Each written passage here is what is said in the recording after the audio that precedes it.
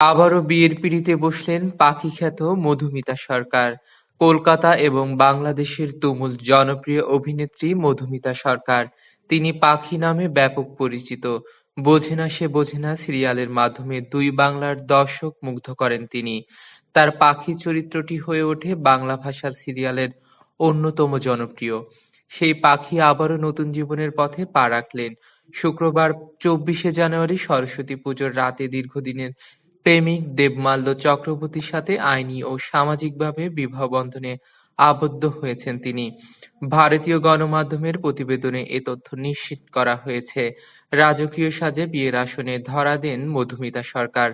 লাল বেনারসি শাড়িতে গা ভর্তি সোনার গহনা, হাতে আলতা ও কপালে লাল টিপে একেবারে সাবেকি বাঙালি বউয়ের সাজে নজর কাড়েন তিনি। অন্যদিকে বর দেবমাল্যও বাঙালি ঐতিহ্যের সঙ্গে মানানসই লাল পাঞ্জাবিতে বিয়ের পিঁড়িতে বসেন। মাথায় টোপর ও ঘিয়ে রঙা পাঞ্জাবিতে সম্পূর্ণ বাঙালি বর হিসেবে দেখা গেছে তাকে। এটি মধুমিতা সরকারের দ্বিতীয় বিয়ে। এর আগে তিনি সৌরভ চক্রবর্তীর সঙ্গে বিবাহবন্ধনে আবদ্ধ হন, তবে সেই সংসার বেশিদিন টেকেনি। ২০১৯ সালে তাদের বিচ্ছেদ হয়।